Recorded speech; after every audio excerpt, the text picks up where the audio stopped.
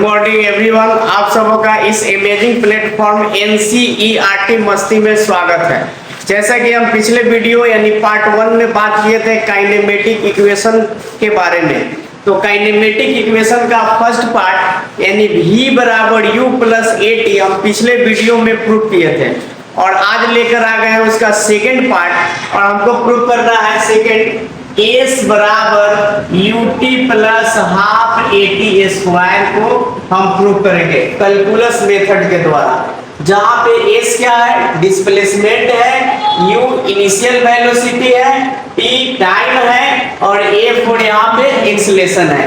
तो चलिए S बराबर UT plus half AT square को कैलकुलस मेथड के थ्रू हम कैसे प्रूव करेंगे इसके बारे में हम जानते हैं। तो इसको प्रूव करने से पहले आप क्या करेंगे कि इस चैनल को सब्सक्राइब करेंगे और बेल आइकन को दबा देंगे ताकि जो भी नेक्स्ट वीडियो आएगा उसका इंफॉर्मेशन आपको आ जाएगा, पता चल जाएगा। चलिए S बराबर UT plus half AT square को प्रूव करते हैं। Proof we know that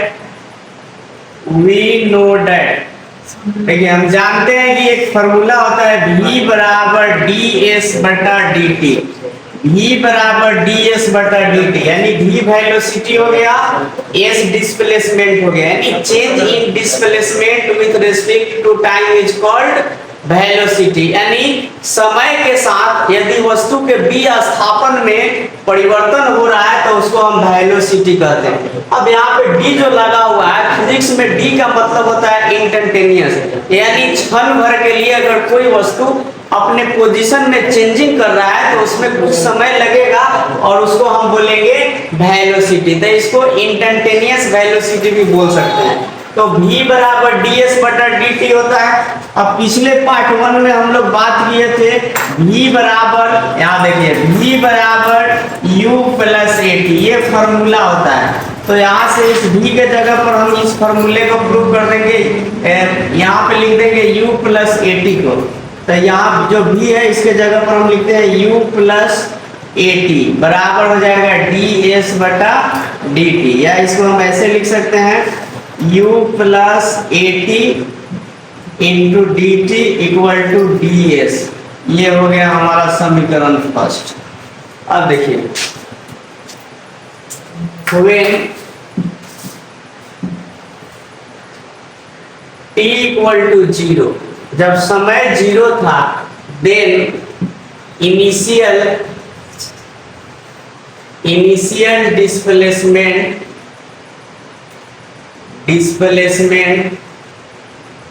S बराबर 0 हो जाएगा। जब समय t बराबर t था, देन फाइनल डिस्प्लेसमेंट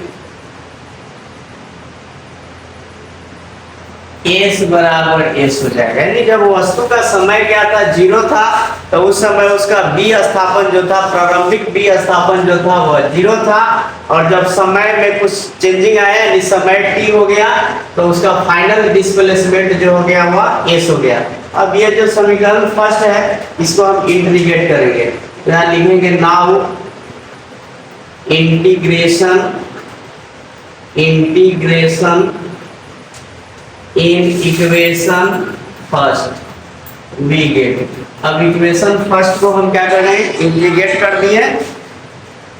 यहाँ पे इक्वेशन फर्स्ट है तो इसको लिखेंगे U plus AT into ds equal dt है, यहाँ dt लिखिए और इंटीग्रेशन ऑफ ds हो जाएगा। चलिए अब यहाँ पे ध्यान दीजिए, इसमें t लगा हुआ है तो t वाला जो है उसको इसमें इसलिए इस इंटीग्रेट में पुट करेंगे और जहाँ s है इसको s में लगाएंगे। तो यहाँ जब t बराबर 0 था तो यहाँ लिख देंगे 0, तो यहाँ पर जो डिस्प्लेसमेंट है वह भी क्या है, 0 है, तो ये 0 हो गया। जब समय क्या था, t था, तो उसका जो फाइनल डिस्प्लेसमेंट था s, तो यहाँ पे s लगाते हैं। अब इसको इंटीग्रेट करेंगे, ध्यान दीजिएगा U प्लस AT लिखा हुआ है तो इसमें क्या करते हैं, प्लस है तो दोनों में हम इंटीग्रेशन कर देते हैं। तो ये हो जाएगा 0 से t u और dt से गुना कीजिएगा तो dt प्लस ये हो जाएगा 0 से t और यहाँ at है तो ये हो जाएगा at और ये हो जाएगा dt इक्वल टू, इसका इंटीग्रेशन कीजिए, सिंपल है, ds का हो जाएगा s और ये हो जाएगा 0 से s। अब ध्यान दीजिए u यहाँ पे dt है और यहाँ पे u है तो u कांस्टेंट है तो u हो जाएगा बाहर और बच जाएगा dt, तो dt का इंटीग्रेशन होगा तो यहाँ पे लिख देंगे dt प्लस यहाँ भी ये क्या है कांस्टेंट है तो ये कांस्टेंट बाहर हो जाएगा, बचेगा क्या सिर्फ t इंटू dt बचेगा इक्वल टू, यहाँ देखिए s है तो s के जगह अपर लिमिट को पुट करेंगे तो s ही होगा, फिर माइनस करेंगे फिर लोअर लिमिट को पुट करेंगे तो s माइनस 0 हो गया। चलिए अब इधर बनाते हैं, इसको बैठाते हैं।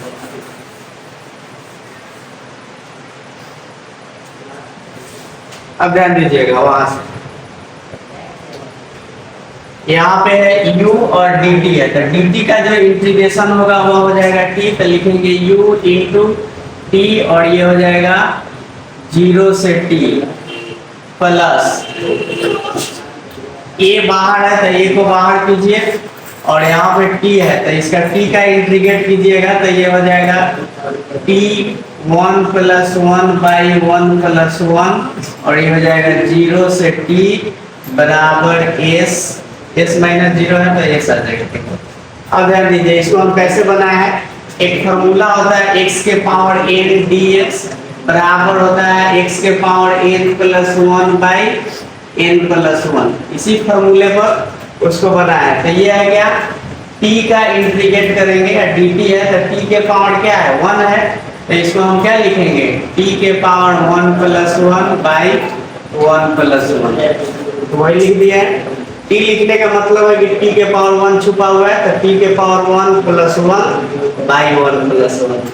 अब इसको सॉल्व कीजिए, ये हो जाएगा u इंटू, यहाँ पे अपर लिमिट है ये लोअर लिमिट है तो अपर लिमिट के जगह यहाँ जो यहाँ t है उसके जगह अपर लिमिट को रखेंगे पहले तो t हो गया माइनस, फिर से लोअर लिमिट को रखें t के जगह तो 0 हो गया प्लस a इंटू ये हो जाएगा t स्क्वायर बाई 2 0 से t बराबर s, t में से 0 घटेगा t होगा तो इसमें u से गुणा कर देंगे तो ut हो गया प्लस a इंटू।